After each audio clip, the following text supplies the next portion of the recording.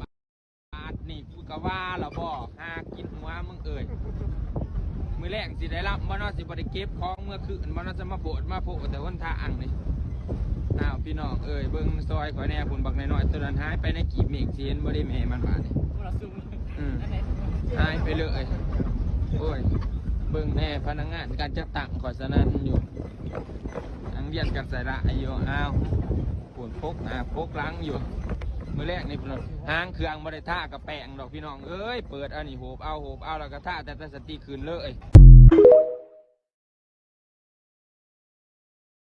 เส้นทางเลขที่3ทางหลวงแห่งชาติเส้นภูคูนไปโรงพยาบาลท้ายก็นั่น กลางหน้าอะไรนี้กุ้งมันเป็นแมต2 เมตร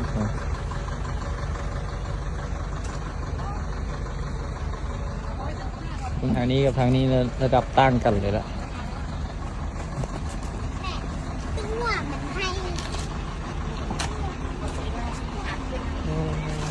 สภาพทาง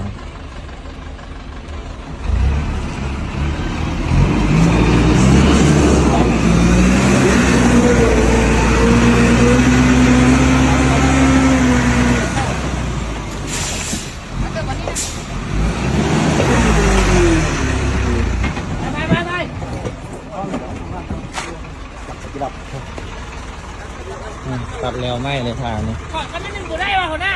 ฝากคุณมาถึงขอเข้าไปซื้อนิดนึงก่อนตันนี้ว้าแล้วตอนนี้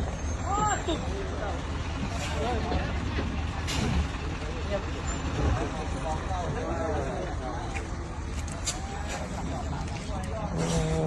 เป็นง่ายหรอกครับ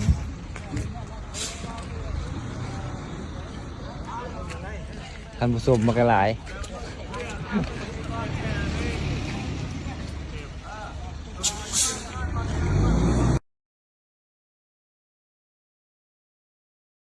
กินเขาเพศมาเนี่ยกินเขาเพศดีใจนั่นที่เราเข้าได้คิดแค่ไปก็สร้างปาดเป็นได้ไหม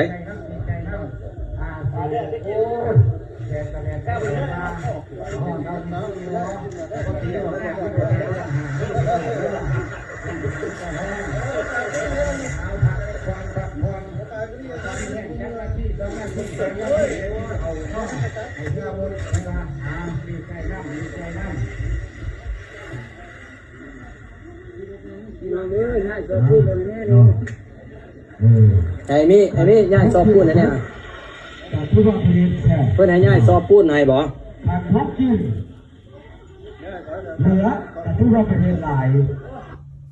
ี่24ตอนเที่ยงวันนี้เฮเบิร์ดสายเบิร์ดก่อนก็ได้มาพักกินเขา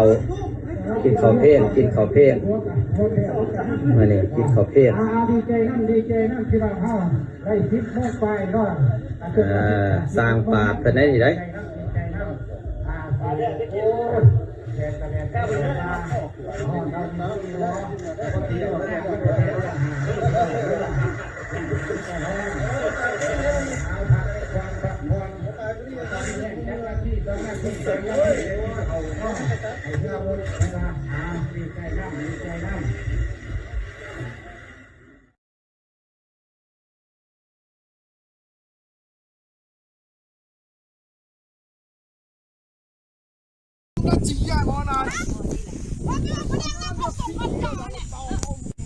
เราเบิ่งเอาเด้อพี่น้องเอ้ย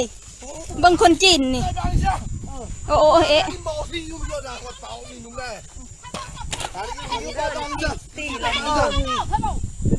บอกอันนั้นพี่น้องบ้านเมืองเอ้ยนี่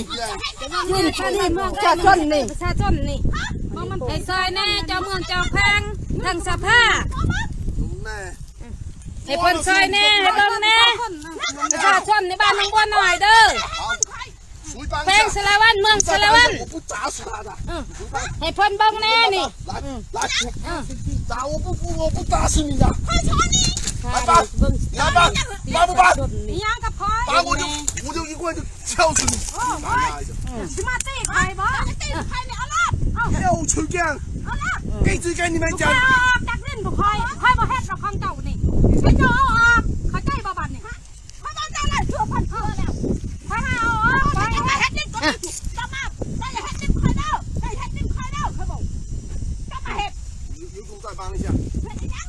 啊，我不咒死我不一定会敲死你的。 เอาไปมาซีนาคอยนะบ่มีเวียบมีงานมาซีนาคอยนี่ 你帮嘛，再帮一下嘛，谁再帮嘛？啊，谁再来帮一下的？ อ๋อน้ำไปอย่างห้ามดิ้นเขาบ่ห้ามขอให้ห้ามนี่แม่นเขาสิอยากเอาไว้เขาเฮ็ดหยังเขาเขาบ่ให้เฮ็ด 你来帮一下，我不一棍敲死你，我随你怎么点。 เบิ่งเด้อเบิ่งเด้อนี่เบิ่งเอานี่เบิ่งเอานี่เห็นบ่คนกินมาเป็นตาเบิ่งนี่มาเบิ่งเอาเด้อทายเลย เดี๋ยวไอ้มือติดไหนนิดมือแหล มาม เบิ่งเอานี่เบิ่งนี่ถึงไม้ถือตอกสิมาฆ่าประชาชนนี่ นั่นนี่บ่ เข้าใจนี่ รั ท่า บ นเล อ้วน ย ทนมักนั่นนี่บ่มักให้กินคนผู้ประชาชนพากัน มาเบิ่งเอานี่มันจะไม่จับตอกกับสิบฆ่าประชาชนในบ้านน้องบัวเด้อนี่เด้อให้เพิ่นลงมาเบิ่งแน่อีต้น ตอนเมื่อฮอดแกงแล้วเพิ่นก็บ่มาแก้ไขให้แน่นินดอนได้อยู่นี่เพิ่น ข้า ต้อง กิ มาน แก้ ข้าว ไข ยา ให้ มันชด ไว้ ใช้ ว่า ก็บ่ แน่ ได้ นี่ นี่ทางการเพิ่นบ่มีการ จับ ชด พอ ใช้ จับ ยัง แช่ สัก สิ อย่าง ติประชาชนนี่ คนกิน ทั้งพูนก็ให้และชวนกล้วยนี่ ไม้ถือตอกนี่ เพิ่นเอาหมดแหละเอาไม่อีนี่เอาเพิ่มอีนี่ บ่ได้ยังบ่ค่อยห้ามออกเพราะว่ามันถึงดินประชาชนไล่ของดินบ่ค่อยมาเบิ่งเอาเด้อเอามาทอดน้องยังคดีน้องให้น้ ก็ อง ได้ นั่น หน่วยงา น้าน ทางใต้เด้อนี่น้ำทางใต้เด้อนี่มาเบิ่งเอาเด้อทุกท่านน้ำก็อังเลยในน้ำกินไล่ลงในเฮ็ดหน้าก็บ่ได้อีนี่ให้เพิ่นเบิ่งเอาแต่ข้าววังหันเพิ่นว่าสิจกคลองให้ก็ยังบ่เห็นหมาจักเทื่อเพิ่นว่าสิอนุบายออกให้ยังบ่มีเลย 一种再帮，一种再帮，你再帮一下的，再帮一下的，再帮一下，我不够，我打死一个，啊，你再帮。 เห็นบ่ให้ครูคมเห็นอยู่นี่บ่นี่บ่ให้กิน จังสภาเอ้ยเพิ่นเบิ่งแน่นี่ ลูกหลานนี่ ให้เบิ่งแน่ หน้าด้านนี่เล่นหน้านี่ ดินหน้านี่เพิ่นคูนขึ้นนี่ ขึ้นมันบ่มีบ่ บ่มีบอลกินบอลอยากลูกหลานก็ได้ให้เพิ่นให้เบิ่ง ให้ไปเบิ่งให้ลงมาอันนั้นเกี่ยให้อันนั้นพวกขน้อยแน่นี่หน่วยงานผู้เกี่ยวข้องนี่ลงมาโลดแจ้งไปก็แจ้งแล้วเป็นเดือนแล้วนี่ยังไม่เห็นใครลงมาแก้ไขให้นี่ให้คนเบิ่งแน่นี่ เมืองสละวันแขวงสละวันบ้านหนองบัวน้อย เบิ่งลากก่อนลากแชร์ตีประชาชนนี่เพิ่นเห็นบ่ในคลิปเพิ่นบ่ให้เพิ่นเบิ่งให้แน่เด้อผู้ใดเห็นหันแชร์ต่อกันเลยโลด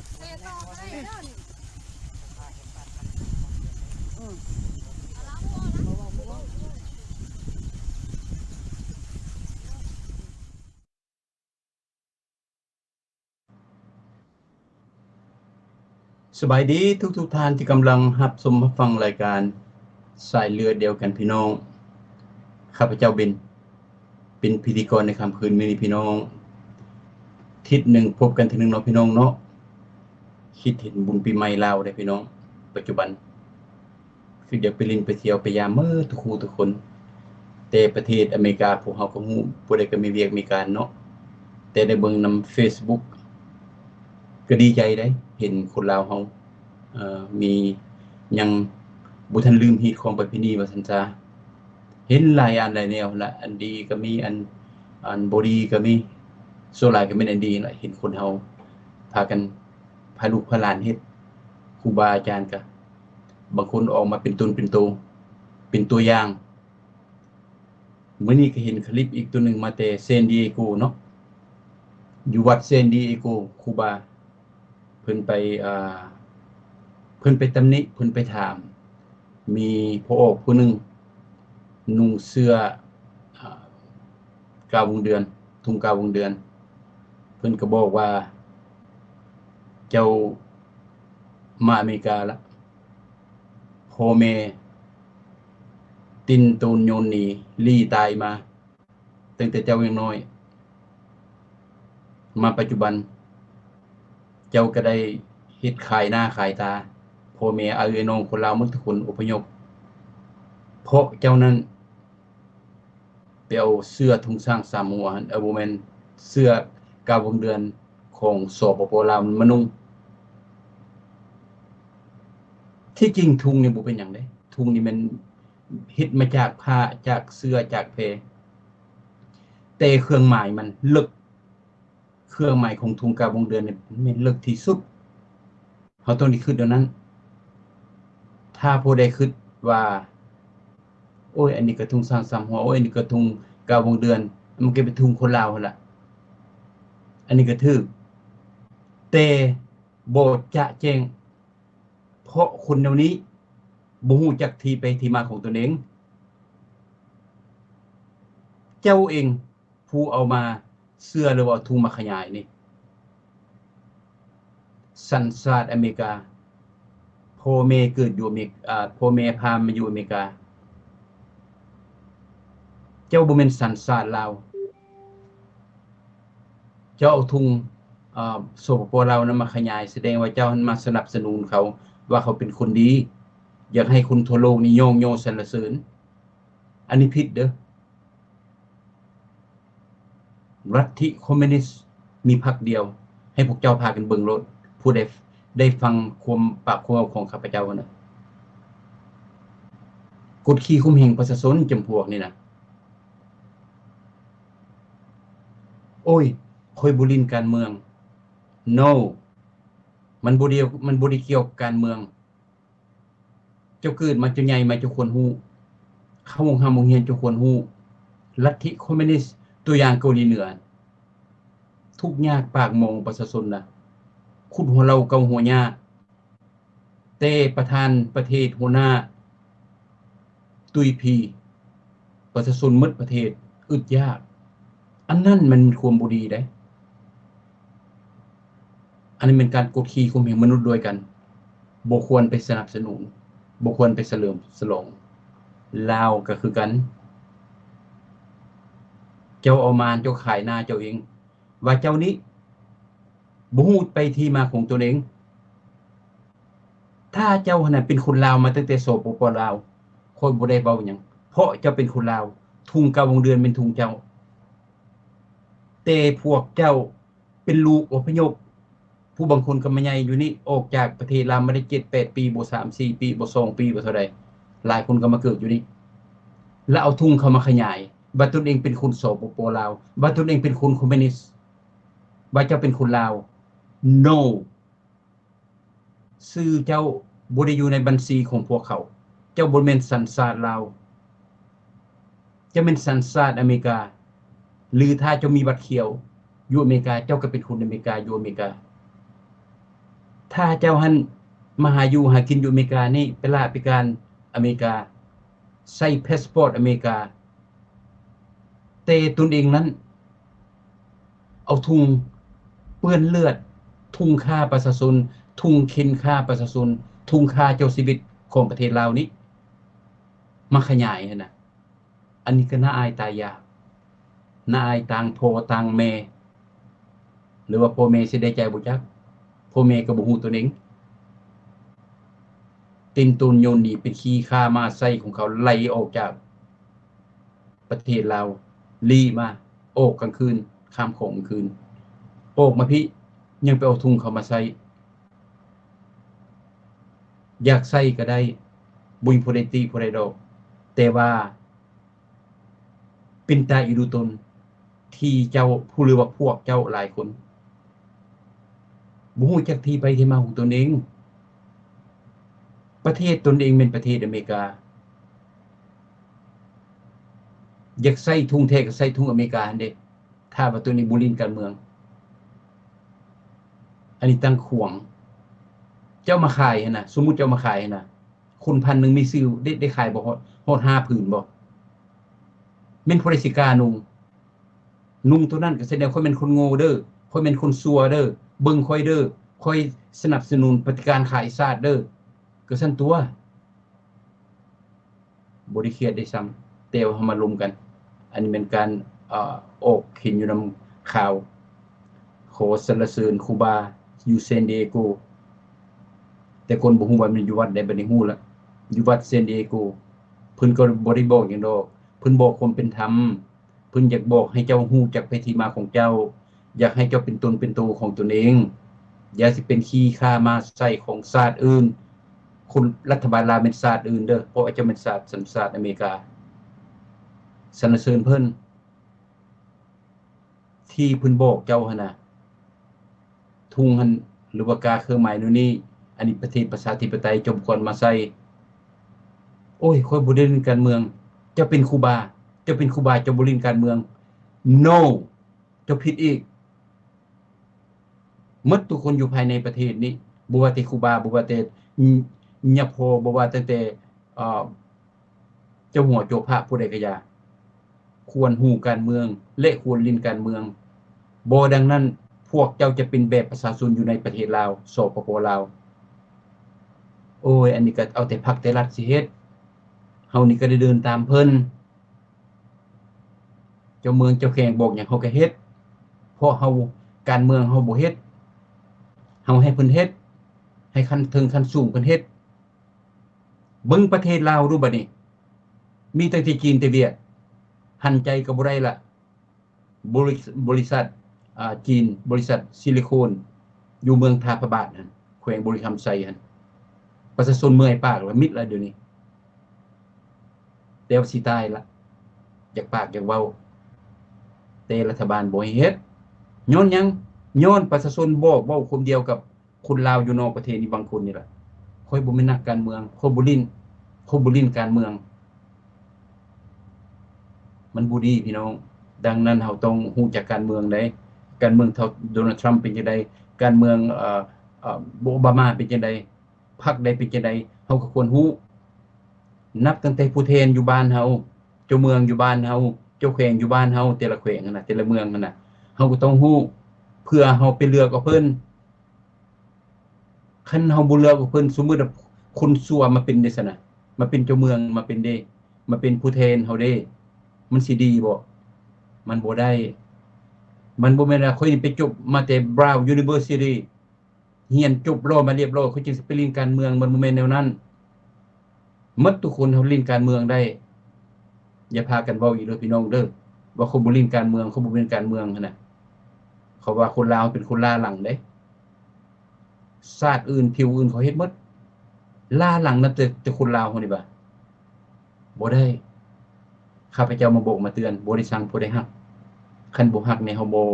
เสนอขึ้นมาเว้าดอกดังนั้นคนลาวเฮาต้องฮู้จักที่ไปที่มาของพวกเฮาทุ่งกาวงเดือนนี้เฮาก็บ่สั่งเพิ่นเพราะเพิ่นนั้นเป็นระบอบคอมมิวนิสต์อยู่ในประเทศลาวพุ่นบ่ไปกันได้กินแน่ผู้ใดทุ่งก็บ่เป็นสั่งมันแต่อย่าสู้เอามาโอ้มาอวดมาโชว์ความโง่อันนี้มันเสียหมดทุกคนปลาตัวเดียวเน่าคับคองเจ้าว่าเจ้าเก่งเจ้าว่าเจ้ามีสิทธิ์เจ้าว่าเจ้ามีเสียงและเจ้าเฮ็ดไปหั่นน่ะเจ้าสู่ความโง่อันนี้นามคนลาวบอกกันชาติอื่นเห็นเขาก็เว้าแล้วบ่โอ้ยคนลาวเข้ามาอยู่อเมริกานี่เนาะเป็นลูกหลานไผเด้มาสนับสนุนระบบคอมมิวนิสต์อยู่ในแผ่นดินของพวกเขาคนลาวนี่เขาว่าคนลาวนี่ว่าซั่นหมดเลยเป็นล้านคนเสียย้อนเจ้าย้อนพวกเจ้ามันเป็นโนนั้นได้ดังนั้นมันบ่ดีดอกถ้ามันดีข้าพเจ้าก็สนับสนุนอันนี้สิดีจังได๋แม่นบ่ได้ดีบนรัฐบาลลาวมีแต่แนวบ่ดีดังนั้นพี่น้องข้าพเจ้าเป็นคนกลางข้าพเจ้าปกติบ่แน่กะเนผู้ใดเฮาแม่นคนลาวเฮาต้องฮักคนลาวฮักคนลาวผู้ที่มีความเป็นธรรมฮักคนลาวผู้ที่มีความบริสุทธิ์ผุดพองต่อชาติต่อประชาชนอันนั้นเฮาฮักอันคนลาวขายชาติคนลาวตีนสร้างเหยียบปากนกอย่าสุไปฮักเซาเป็นเสนามาคิกาได้ละยุคนี้สมัยนี้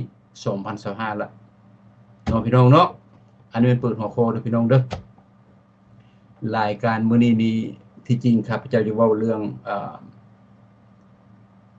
เป็นหยังบ่ให้ส่งสัญชาติเฮาถามกันข้าพเจ้าเข้าไปถามรัฐบาลลาวเป็นหยังบ่ให้พวกเฮาส่งสัญชาติคนลาวเฮาเพราะว่าแต่ละปีใหม่ผู้นำลาวนี้ประธานประเทศโดยเฉพาะออกมาปากมาเว้า ว่าฮักเพลงคนลาวนอกทั่วโลกนี่แหละผู้ที่เขาเคยฆ่าเคยฟันเคยไล่ฆ่าไล่ฟันไล่ตีไล่เข้าคุกเข้าคางไล่ไปสัมมนาแล้วพวกเขานี่จึงรอดออกมาพ่อแม่ของพวกเขาพากันลักหนีออกจากประเทศเพราะ1บ่อยากไปสัมมนา2บ่อยากเข้าคุก3บ่อยากให้เขาฆ่าก็จังพากันมาแถวน่ะพากันข้ามของมา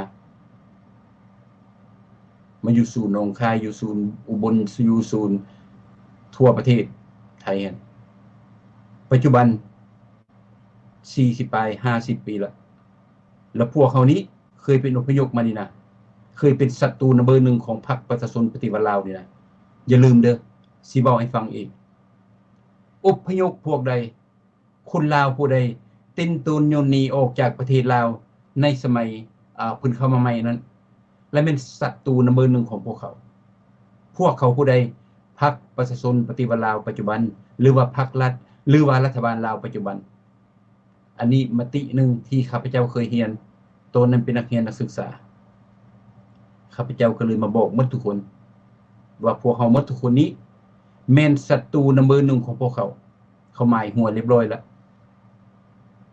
ว้าวเดี๋ยวนี้จะบ่ให้ค่อยเข้าไปประเทศลาวเนาะเชิญตามสบายบ่ได้ห้ามผู้ใดแต่ค่อยเป็นห่วงคนลาวค่อยสั่งรัฐบาลลาวว่าค่อยบ่ได้สั่งแต่เขาสอนมาแนวนั้นเขาบ่ได้มักพวกเขาสั่งพวกเขาถือว่าผมเป็นศัตรูของพวกเขาแล้วครับจะมาเผยแพร่เรื่องนี้พวกเขาปัจจุบันอิ่มหนำสำราญมีเงินมีคำอยู่ธนาคารมีเฮือนมีรถขี่มีลูกมีหลานจบโรงเรียนขั้นสูงทั่วประเทศอเมริกาคนลาวบ่ได้น้อยหน้าเด้อคนลาวอยู่ประเทศอเมริกาบ่ได้น้อยหน้าเด้ลูกหลานเขาบ่ได้แม่นน้อยหน้าเด้พวกเขาคือกันพวกเขาเป็นคนดุมันเวียกหยังพวกเขาก็เฮ็ดตั้งแต่ปี70ไป80 90ขึ้นมาเฮ็ดหยังพวกเขาก็เฮ็ดข้าพเจ้าเห็นอายเห็นเอื้อยเห็นพี่น้องปองปายเห็นป้าเห็นลุงเฮ็ดหยังเพิ่นก็เฮ็ดเพราะเขาเป็นคนดุคนมันเฮ็ดให้ลูกหลานเขามีโอกาสได้ได้เรียนและรัฐบาลลาวเขารัฐบาลอเมริกาเขาก็ดีผู้ใดทุกข์ก็ไปเรียนได้ผู้ใดหังก็เรียนได้ผู้ใดพ่อแม่เหตุการณ์ได้เสียเงินบ่มีเงินเขามีบ่อนให้ยืมผู้ใดทุกข์แท้เขาฟรีดังนั้นคนลาวเป็นคนที่มีการศึกษาสูงอยู่ในต่างประเทศโดยเฉพาะข้าพเจ้าเว้าอยู่ในอเมริกาพวกเขาอิ่มหนำสำราญแล้วปัจจุบันนี้รัฐบาลลาวก็เลยเสือกเข้ามาเพื่อหวังไส้ศัตรูของพวกเขาผู้ใดเป็นศัตรูของพวกเขาข้าพเจ้าเคยเว้ามาเมื่อกี้นี่เด้พวกคนลาวนี่ล่ะผู้ใดติมตัวโยนหนีออกจากประเทศลาวข้ามคลองนั่นน่ะแม่นหมดทุกประเทศใดก็ยากนับตั้งแต่พูนอาร์เจนตินาพุ่นเพราะพวกเขาเคยข้ามคลองมาอันนั้นเขาหมายหัวไว้นโยบายแนวนี้ที่เขาเข้ามาหาพวกเขานี่นะมันคล้ายเคียงกับแต่เขาเข้ามา1973เขามาเซ็นสัญญากันอันนี้เป็นรุ่นอาวุโส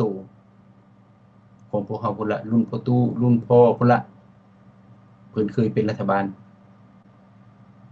1993ส่งฝ่ายมาเซ็นสัญญากันว่าเฮากับลาวนี่เฮาฮักกันเฮาเพลงกันคนลาวเฮามีตั้งแต่เพียง3ล้านคนประเทศลาวก็ประเทศน้อยๆเฮาเศร้าซะเศร้าค่าเศร้าฟันกันซะเสียงปืนลูกนึงก็บ่ให้มันแตกให้ฮักกันได้คนลาวเฮาได้สุภานุวงศ์กับสุวรรณพมาเพิ่นลมกันส่งฝ่ายรัฐบาลฝ่ายซ้ายกับฝ่ายขวาดังนั้นเฮาก็เศร้าซะมาเซ็นสัญญากันให้หยุดฆ่าหยุดฟันกันแนวประชาชนลาวพวกเขานี้หมดประเทศหมดชาติมีนิสัยที่อ่อนโยนอยู่แล้ว บ่มักฆ่ามักฟันผู้ใดอยู่แล้ว ก็พากันดีใจประชาชน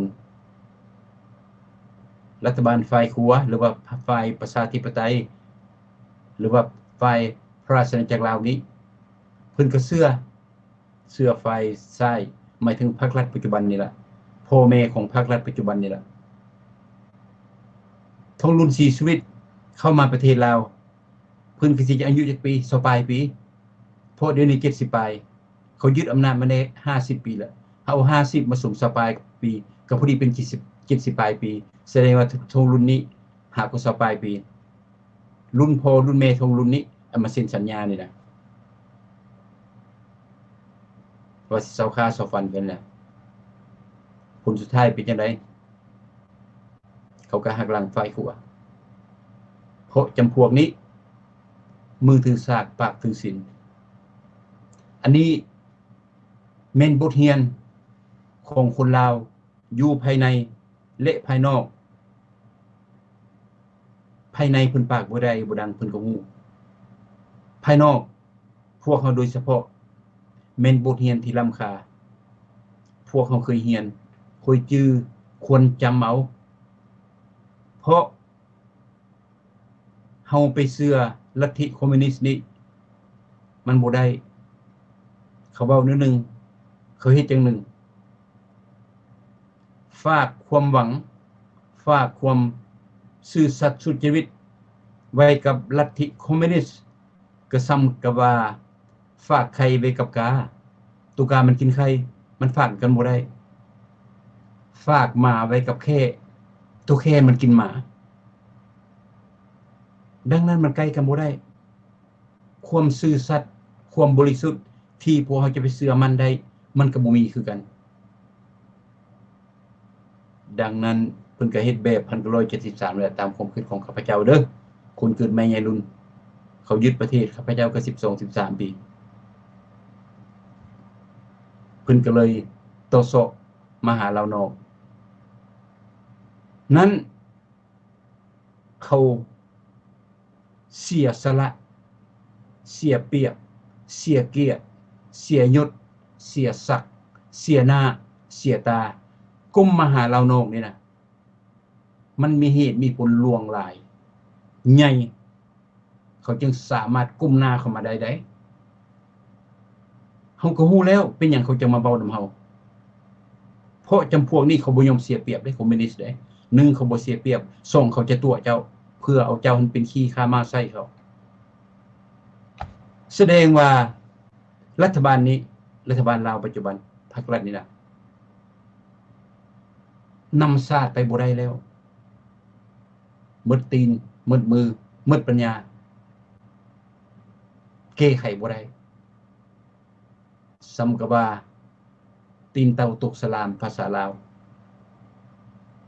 ตีนเต่ามันยังแข็งตกสลามกับน้ำก็สิบ่เกาะดอกอันนี้เป็นตีนฝาตีนฝามันอ่อนตีนฝาตกสลามมันเกาะมันไปบ่ได้มันหนิงหลังจากเขาหมดปัญญาแล้วติดหนี้ติดสินมัวทั่วโลกทั่วโลกแล้วไปหาไผๆก็ขี้เดียดหน้าจังไรล่ะหมดทางไปเขาจึงเข้ามาศัตรูของพวกเขาหมายถึงระนองของพวกเขาแต่ละปีมาเว้ามาอวยพรให้พวกเขาเพื่อให้พวกเขานี้ตายด้วยน้ำอ้อยตัวหมดตายด้วยน้ำตาลเขาเอาน้ำตาลมาโศกยอดเขาถือว่าพวกเขาเป็นตัวหมดถ้าผู้ใดคิดถ้าผู้ใดบ่คิดก็เป็นตัวหมดเขาแท้ไปกินน้ำตาลเขาตายเสียเปรียบเสียชีวิตมั่งครอบครัวทุกข์ยากจำพวกไปกินน้ำตาลเขาโยดเส้นนี้ได้ดังนั้นเวลาเขามาหาพวกเราปัจจุบันนี่นะเขาฮู้ว่าเขาเสียเปรียบเขาฮู้ว่าเขาเสียยศเขาฮู้ว่าเขาเสียเกียรติเพราะเขาฮู้ว่ามีหลายคนพวกอพยพนี้ฮู้จักเขาว่าเขานั้นว่าพวกเขานี้แม่นศัตรูของพวกเขาและเขาก็ฮู้แต่เขายังกุมหน้ามาก็แสดงว่ารัฐบาลลาวนี่มืดแล้วบ่มีวันไปละ เขาจึงมาหาพวกเราเด้อพี่น้องเด้ออันสิให้ฮักอันสิให้แพงอันสิให้นับถืออันว่าเสื้อชาติลาวนั้นแนวนั้นแนวนี้น่ะเขาบ่มี 1% ในสมองเขาเลียวเบิ่งเฮานี่คุณเวียดดีกว่าพวกเขาเอื่นได้เอื่นน้องคุณจีนดีกว่าพวกเขาเอื่นได้เอื่นน้องเขาคนลาวสายเลือดเดียวกันเขายังอื่นศัตรูเขายังอื่นคนต่างประเทศแต่เขาอดบ่ได้เขาสิลุ่มเขาสิตายสร้างสิตายซาวเครือเสือสิตายซาวขึ้นต้นไม้ภาษาลาวอันนี้ก็แม่นสิตายระบุจากสิเฮ็ดทุกยากปากโมงระบุจากสิเฮ็ดไปใส่หมู่กระทวงติดหนี้ติดสินหมู่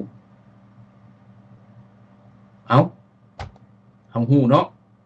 ที่ไปที่มาของเขาเลยแม่นเขาอยากมาหาพวกเฮาเพื่อต้องการความช่วยเหลือจากพวกเฮาทั้งที่ว่าเขานั้นฮู้ว่าเฮาถือว่าเฮาแม่นศัตรูนำเบอร์หนึ่งของพวกเขาดังนั้นคนลาวต้องมีสติเพิ่นมาปากมาเว้าข้าพเจ้ากับคนเกิดใหม่ไงรุ่นข้าพเจ้าก็มาฟังเหตุฟังผลเพราะข้าพเจ้าบ่ได้สั่งคนลาวบ่ได้สั่งรัฐบาลลาวเพราะเฮาเป็นคนดีเฮาบ่มีอคติต่อผู้ใดเจ้าอยากชั่วเจ้าก็ชั่วไปเจ้าทำดีเจ้าก็ได้ดีเจ้าทำชั่วเจ้าก็ได้ชั่วข้าพเจ้ายึดถือดังนั้นมาฟังตั้งแต่พูนจูมาลีแสงสอนทองลุนสีสุวิทย์บุญยังบรจิตสอนใส่สีพันดอนมาปากมาเว้ามาอวยพรอวยใส่ให้เรานอก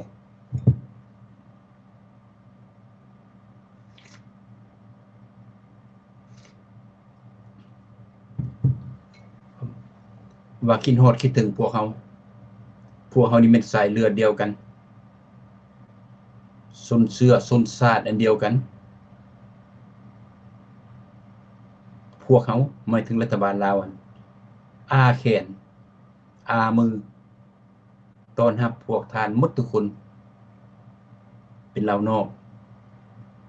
ให้เข้ามาจับมือถือแขนกันระหว่างลาวนอกลาวในมาพากันสร้างศาสตร์พัฒนาประเทศชาติบ้านเมืองของพวกเขาให้มันเจริญรุ่งเรืองแบบประเทศอื่นอยากให้พวกเขาได้รักชาติอยากให้พวกเขาได้เต้าหื่นคืนเมืองข้าพเจ้าก็คิดว่า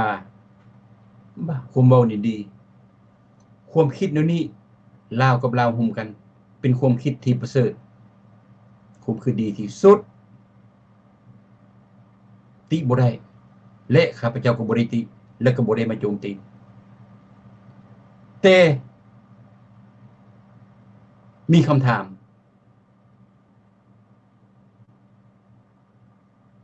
รัฐบาลลาวอยากได้คนลาวนี่อยากเสื้อซื้อคนลาวนี่เขาไปจับมือถือแขนกับคนลาวในผมโดยรัฐบาลลาวผมพวกเจ้าเตรียมพร้อมแล้วบ่พวกเจ้าไม่ถึงรัฐบาลลาวนะเตรียมพร้อมรับของพวกเขาแล้วบ่อย่าลืมเด้พวกเจ้าเป็นระบบคอมมิวนิสต์พวกเขาเป็นระบบประชาธิปไตยพวกเขาเป็นคนซื่อสัตย์สุจริตพวกเขาเป็นคนมีสติปัญญาพวกเขาเป็นคนมีมนุษยธรรมหมายถึงว่าพวกเขานี่ฮักเพลงซุนเสื้อของคนลาวทั้งหมดทุกคนแบบ 100% บ่เททำจริงถ้าพวกเจ้าอยากให้พวกเขาหรือว่าลาวโนนี่เข้าไปสร้างศาสตร์พัฒนาประเทศชาติบ้านเมืองหั่นน่ะบ่จำเป็นสิออกมาอื่นดอกบ่จำเป็นประธานประเทศสิแล่นออกมาแล้วมันนบมาไหว้พวกเขาให้เจ้าคืนไปเด้อพวกเขามีความฉลาดพอพวกเขาเป็นคนรักชาติพอพวกเขาฮู้เวลาได้เป็นตากลับคืนไปเป็นตาไปซอยบ่เป็นตาไปซอยบ่พวกเขาฮู้เพราะพวกเขานี้แม่นคนรักชาติพวกเขาบ่เคยสังชาติเด้คนเรานอกนี่ล่ะ พวกเขาฮักชาติแต่เฮาเบิ่งโอกาสเฮาเบิ่งการเปลี่ยนแปลงเฮาเบิ่งระบบการปกครองอยู่ในประเทศนั้นถ้าอยากให้คุณประชาธิปไตยเข้าไปประเทศลาวรัฐบาลต้องได้เปลี่ยนระบบคอมมิวนิสต์เน่าเปื่อยเน่าเหม็นนี้ขี้ทุกข์ขี้ยากนี้เอาออกจากประเทศลาวเพราะระบบนี้เอารัดเอาเปรียบหมู่เอารัดเอาเปรียบประชาชนบ่มีผู้ใดเชื่อถือได้อันนี้เป็นจุดสำคัญที่กีดกันระหว่างเราในและเรานอกไปโซยไปเหลือกันบ่ได้ย้อนระบบพวกเจ้าตั้งขึ้นมานำเข้ามาภายในประเทศระบบคอมมิวนิสต์ลัทธิมาร์กเลนินนี้จำพวกนี้บ่ได้มันบ่เข้าหมู่คันแม่นน้ำก็แม่นน้ำคุณกินก็บ่ได้อาบก็บ่ได้ใส่ก็บ่ได้ตุปลาลอยก็เป็นพยาธิคนไปอาบน้ำก็เป็นพยาธิระบบนี้เด้มันบ่มีดีเบิ่งประเทศลาวไหม50 ปีแล้วมันบ่ได้ดีบ่ดีดังนั้นความกีดกันหรือว่ากำแพงที่หนาแน่นยาวนานที่สุดอ้อมพวกเจ้าหมายถึงอ้อมประเทศลาวปัจจุบันนั่นน่ะกำแพงใหญ่น่ะและเป็นระบบคอมมิวนิสต์นี้เฮ็ดให้คนลาวนอกผู้ที่เขามีสติปัญญาผู้ที่เขามีเงินกูดเงินล้านผู้ที่เขาได้ทำได้เรียนสูงเขาบ่เข้าไปเพราะพวกเจ้านั้นตู้รัฐบาลตู้พรรครัฐนั่นแหละเว้าจังนึงใจเป็นจังนึงแล้วพวกเขาเป็นคนฉลาดพวกเขาฮู้พวกเขาเห็นพวกเขาได้เรียนบ่แม่นแต่ลาวดอกเกาหลีเหนือกุยบาจีนเวียดนามลาวอันเดียวกันเพิ่นเป็นระบบเผด็จการพรรคเดียวพวกเจ้ามีพรรคเดียวได้50 ปีแล้วประชาชนบ่เคยเลือกกับพวกเจ้าแสดงว่าพวกเจ้าเป็นเผด็จการบ่ได้เกี่ยวกับประชาชนเรื่องเป็นเจ้าเป็นนายเรื่องนำพาศาสตร์และเป็นพวกเจ้าเลือกพวกเจ้าแล้วสิให้คนลาวนอกสนับสนุนพวกเจ้าได้จังได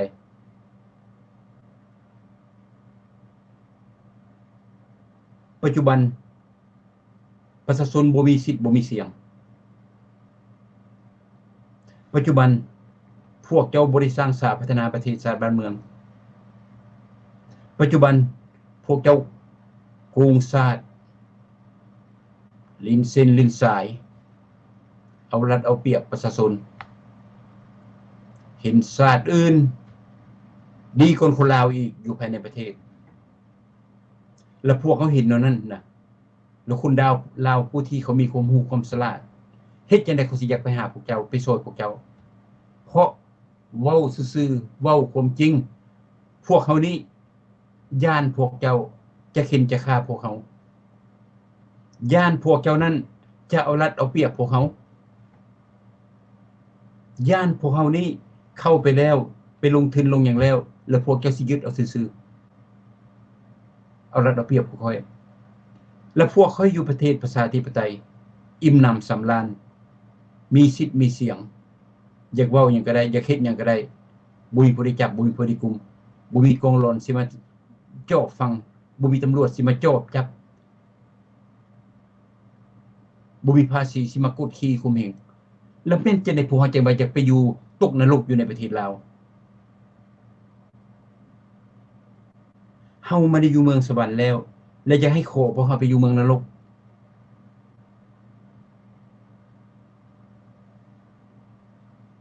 ย้อนการปกครองเด้อพี่น้องเด้อบ่ได้แม่นประเทศลาวเป็นประเทศมรดกหรอกแต่ว่ารัฐบาลนี้ซ้ำกับเพิ่นเป็นยุมพบาล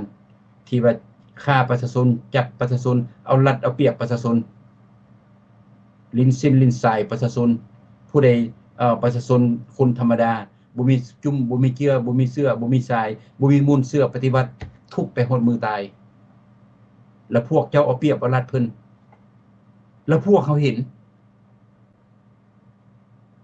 แล้วพวกเจ้าว่าพวกเขางูจ้าล่าหลังไปนั่นวะแต่ละปีใหม่แล้วสิมาห้องขอพวกเขาไปข้าพเจ้าเคยเว้าดีลาวกับลาวไปซอยกันนะข้าพเจ้าบ่ได้ขัดบ่ได้ขวางประเสริฐที่สุดแต่พวกเจ้าต้องได้เปลี่ยนระบบนี้ซะก่อนปล่อยให้ประเทศเรามีหลายพรรคการเมืองบ่มีผู้ใดเอาเปรียบเอารัดผู้ใดมีหลายพรรคการเมืองแล้วเอาอำนาจคืนให้แก่ประชาชนให้ประชาชนนี้เลือกเอาผู้แทนเพิ่นเลือกเอาเจ้าเมืองเพิ่นเลือกเอาเจ้าแขวงขึ้นไปถึงนายกและแม่นให้ประชาชนเป็นผู้มีสิทธิ์ตัดสินใจด้วยประชาชน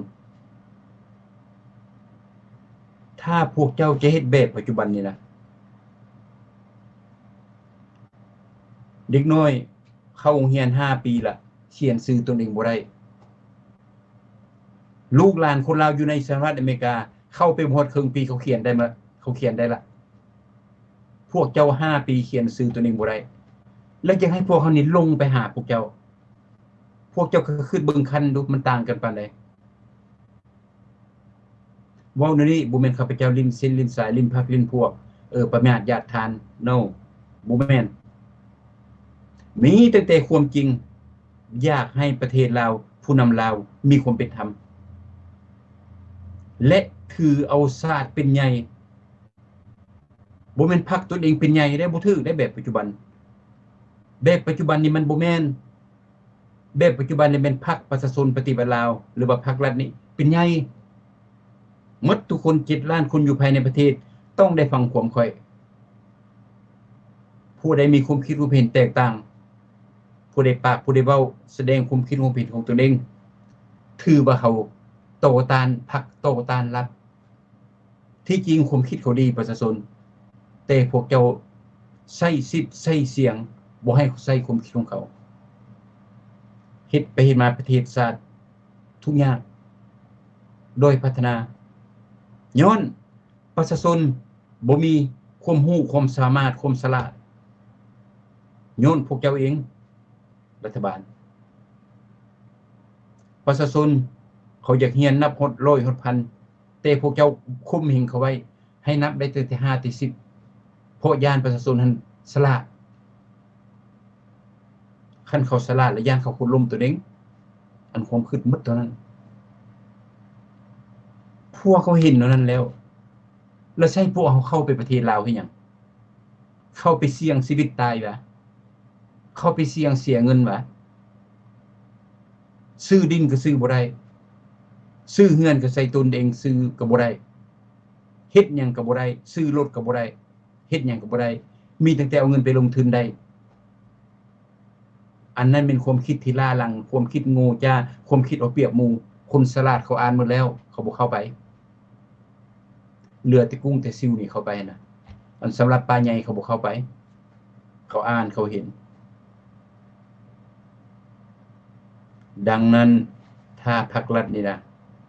อยากให้คนลาวนี้ตายใจกับพวกเจ้าอยากให้พวกลาวคนนองนี้เห็นมุกเห็นใจประชาชนเห็นมุกเห็นใจรัฐบาลลาวเห็นมุกเห็นใจประเทศชาติของตัวเองที่ผ่านมาได้เกิดได้ใหญ่อยู่หั่นแล้วพวกเจ้าต้องได้เปลี่ยนนโยบายการเมืองของพวกเจ้าหมดทุกแนว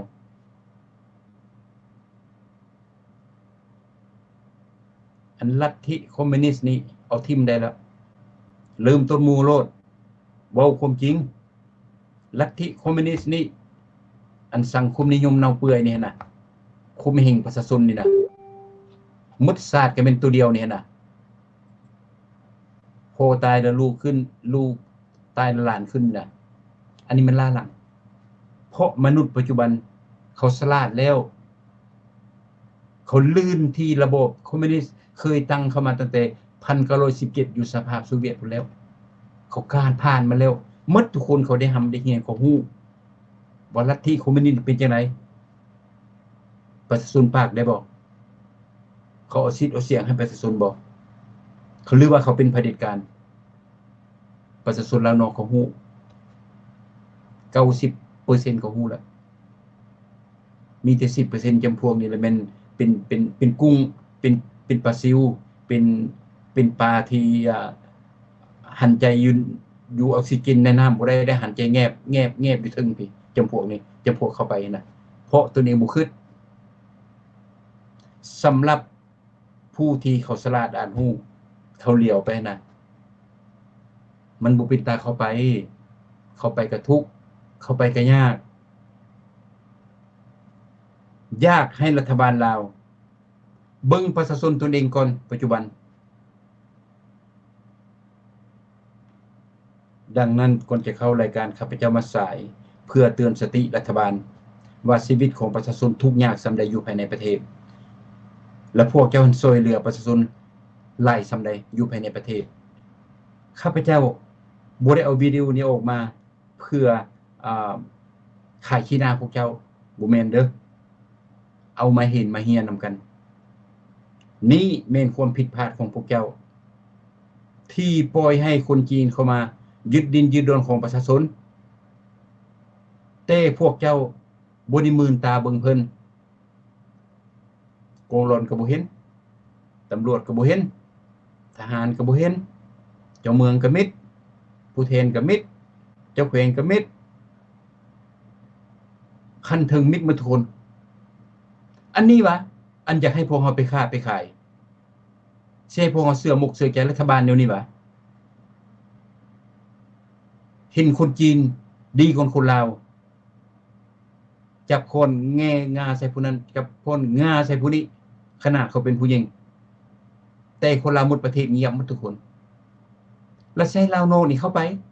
แล้วให้คนจีนนั้นตีหัวพวกเขานี้พวกคนลาวเข้าไปหั่นน่ะเขายังเป็นประชาชนชั้น2หรือว่าชั้น3หรือว่าชั้น100ประชาชนพวกเจ้าปัจจุบันเป็นประชาชนชั้น1คนจีนอยากเฮ็ดหยังเฮ็ดก็ได้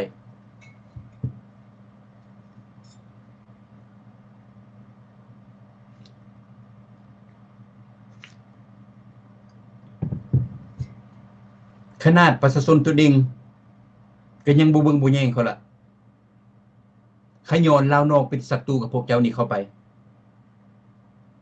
มันบ่ต่างหยังละมาเพชรกับเคนตาเข้าไปพวกเจ้าก็1วางเอารัดเอาเปรียบกดขี่คุมเหง2ยึดดับศูนย์เพราะพวกเขานี้แม่นพวกเจ้าถือว่าแม่นศัตรูของพวกเจ้าอยู่ละไปก็สิสั่งพวกเฮาเอารัดเอาเปรียบพวกเฮาโกงเอาเงินเอาคำพวกเฮาโกงหมดทุกแนวเพราะลัทธิพวกเจ้าเป็นอย่างนั้นพวกเขาเลี้ยวไปเห็นประชาชนน่ะแล้วพวกเจ้าบ่ซอยบ่เหลือเพิ่นนั่นน่ะเฮ็ดจังได๋ผู้นำมาออกมานอกประเทศมาออกมาอเมริกาประเทศฝรั่งพี่คืนไปเด้อไปหาประเทศลาวเฮาเด้อแล้วแม่นผู้ใดสิอยากคืนขนาดประชาชนลาว 100% มีชื่อมีเสียงมีบัญชีอยู่ในปึ้มในโสพวกเจ้าอยู่ในภายในประเทศพวกเจ้ายังบ่เบิ่งเพิ่นขย้อนลาวนอกนี่วะแบบพวกข้าพเจ้านี่วะออกจากประเทศมาได้ 4-50 ปีนี่แล้ววะมีแต่พวกเจ้าที่ทมน้ำลายใส่แล้วก็จกถงเงินของพวกเขาให้ทุกข์ให้ยากแล้วก็กลับคืนหนีกลับคืนมาอเมริกาเท่านั้นอันความคืนพวกเจ้าหั่นน่ะเบิ่งแม่เบิ่งประเทศของตนเองก็ให้มันดีหมดซะก่อนประชาชนเอาสิทธิ์เอาเสียงให้เขาชาติอื่นชาติใดก็อย่าเข้าไปประเทศลาวไปยึดดินยึดดอนของประชาชนจับเข้าคุกจับขึ้นศาลจับให้พวกเขาเห็นว่ารัฐบาลนี้รับใช้ชาติและรับใช้ประชาชนลาวบ่แม่นรับใช้ประชาชนประเทศอื่นเด้รับใช้ประชาชนลาวหมดประชาชนตั้งแต่เหนือฮอดใต้ตั้งแต่เมืองใหญ่ฮอดชนบทมีสิทธิ์ภาคมีสิทธิ์เว้ามีสิทธิ์ตรงติรัฐบาลมีสิทธิ์ตรงติเจ้าเมืองเจ้าแขวงผู้นำผู้แทนมีสิทธิ์ตรงติอันนั้นจะเป็นประชาชนเป็นมีสิทธิ์ อันนี้พวกเขาเลี้ยวไปขนาดเขื่อนแตกอยู่อัตตปือไป2018พวกเจ้ายังบ่ซอยประชาชนให้ชาติอื่นไปซอยแล้วใส่พวกเขาฮักเพลงนับถือพวกเจ้าได้จังไดคันพวกเขาอื่นพวกเจ้าว่าโจรของเมืองโจรขายชาติรัฐบาลเผด็จการพวกเจ้าเครียดคันข้าพเจ้าบ่เว้ามันพัดเป็นแท้จีนกับมาไล่ฆ่าคนลาวแท้เหตุการณ์เป็นปีก็บ่จ่ายเงินในคนลาวพากันห้องพากันจมพากันให้รัฐบาลพวกเจ้าอยู่ไสอันว่าพวกเจ้าฮักชาติฮักประชาชนปกป้องประชาชนแล้วพวกเจ้าเป็นหยังบ่เป็นหูเป็นตาซอยเพิ่นแด้ปล่อยให้คนอื่นมีสิทธิ์ละเมารัดเอาเปรียบประชาชนของตัวเองแล้วพวกเจ้าดีใจและให้พวกเฮาลาวนอกนี้เข้าไปค้าไปขายเด้ออยู่ประเทศลาวน่ะสมมุติคนจีนมาจูดบริษัทข้าพเจ้าได้ซะนะสมมุติคนจีนมาตีมาฆ่าข้าพเจ้าเด้แล้วมีผู้ใดสิมาซอยอาศัยพวกเจ้าก็บ่ได้เพราะพวกเจ้าบ่ซอยประชาชนพวกเจ้ายังบ่ซอยละบ่หยังแต่ข้าพเจ้าเป็น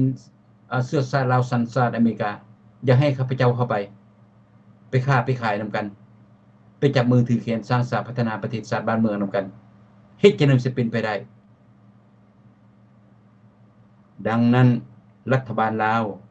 ควรจะออกมาปากมาเว้ามาตัวมายั่วมาโฆษณาส่วนเสื้อมาสร้างภาพพวกเจ้าต้องเบิ่งประชาชนลาวซะก่อนให้พวกเขาเห็นให้คนลาวมีสิทธิ์บริษัทนั้นก็เป็นของคนลาวต้นไม้ต้นนี้ก็เป็นของประชาชนลาวผู้หัวนั้นก็เป็นของประชาชนลาวหรือว่าของรัฐบาลลาวหมดทุกสิ่งทุกอย่างในประเทศลาวเป็นของคนลาวข้าพเจ้าที่สรรเสริญอยู่อันนี้ผู้หัวนั้นก็เป็นคนจีนต้นไม้แถวนั้นก็เป็นหาโนเม็ดหาโนหาเห็ดบ่ได้ละเพราะมันเป็นดินสงวนจีนมาสัมปทานโบเกลือหั่นก็เป็นบริษัทจีนมาขุดรถ100,000 คนคันเกโบเงินโบคำมันก็เป็นของจีนบ่เป็นของคนลาวบึงท่านหลวงก็เป็นของจีนไปเฮ็ดหน้าที่ที่ทันโดนก็เป็นจีนไปสัมมนาไปสัมปทานหมดทุกสิ่งทุกอย่างมีแต่เจ้าของจีนของเวียดและคนลาวหั่นนอกจากภาครัฐละบ่หังจักคนบ่มีการค้าขายจักคนพอเฮ็ดบ่ได้และให้พวกเขานี้คนต่างประเทศนี้เข้าไปค้าไปขายแล้วพวกเจ้าคิดจังได๋จะมากล้าปากกล้าเว้าอย่าว่าเด้อว่าคนลาวงูเด้ออันลาวกับลาวลมกันได้ข้าพเจ้าบ่ได้โยสรรเสริญลาวนอกดอกพวกเขาบ่ได้งูปานนั้นอันสำหรับนโยบายเน่าเปื่อยตายๆเดี๋ยวนี้น่ะเอาทิ่มได้แล้วบ่จำเป็นสิมาขอเชิญพวกเขาเข้าไปดอกพวกเจ้านั้นหมายถึงรัฐบาลน่ะเป็นคนดีซะก่อนเฮ็ดนำประชาชนดีถนนหนทางก็ดีอันใดก็ดีประชาชนมีสิทธิ์มีเสียงลูกหลานก็อยู่ทางหำอยู่ทางเฮียนรัฐบาลบ่กินเงินกินคำบ่ลิ้นเส้นบ่ลิ้นสายลูกประชาชนก็เต็มสภาคนทุกข์ก็เต็ม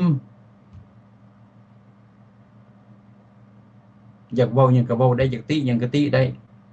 เจ้าแข่งเจ้าเมืองโกงชาติและประชาชนท่วงจับเจ้าแข่งจับเจ้าเมืองอันนั้นพวกเขาก็ฮู้แล้วว่ารัฐบาลดี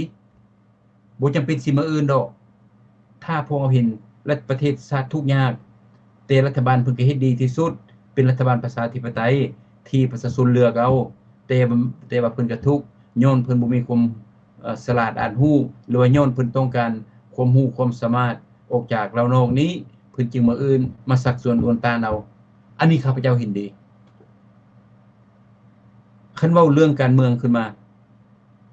พวกเจ้าบ่ให้ปากบ่ให้เว้าพวกเจ้ามีพรรคเดียวไปตลอดรัฐบาลเฮ็ดถือหมดประชาชนเฮ็ดผิดหมด เบิ่งถนนดูหั่นเคยแปลงให้ประชาชนบ่คันว่าถนนเลข43ถนนใหญ่ที่สุดหมดประเทศลาวเส้นใหญ่เส้นยาวกว่าหมู่เลยเป็นถนนเลข43อันนี้วะมาเด้อมาแปลงทางนำกันเด้อซั่นวะถ้ารัฐบาลทุกพวกเฮาก็สิคิดอยู่อันนี้รัฐบาลพวกเจ้ามีเงิน1,000 ล้าน100 ล้านดอลลาร์100 ล้านดอลลาร์1,000 ล้านดอลลาร์แต่พวกเจ้าให้ประชาชนทุกแล้วสิให้พวกเฮาไปทุกนำประชาชนลาวหั่นวะเซาคิดได้แล้วความคิดล้าหลังโง่เง่าแนวนี้น่ะพวกเฮาประสบการณ์หลายพวกเฮาออกจากประเทศคอมมิวนิสต์มาพวกเฮาฮู้นอกจากนั้นได้มามาเรียนอยู่อเมริกาพี่ลัทธิคอมมิวนิสต์มันเป็นจังได๋และได้เห็นข่าว 100% ข่าวอยู่พี่ล่ะประเทศลาวเป็นจังได๋ประเทศเวียดเป็นจังได๋จีนเป็นจังได๋เขาเฮ็ดจังได๋พวกเฮาฮู้หมดหูทิพย์ตาทิพย์หมดประเทศใดหังประเทศใดมีรัฐบาลประเทศใดเป็นจังได๋พวกเฮาฮู้แล้วพวกเจ้าแต่ละปีออกมายั่วมาอื่นเอาคนลาวเข้าไปประเทศลาวแต่ตัวเองนั้นยังเป็นโจรอยู่ยังบ่เปลี่ยนยังโกงชาติยังเอารัดเอาเปรียบประชาชน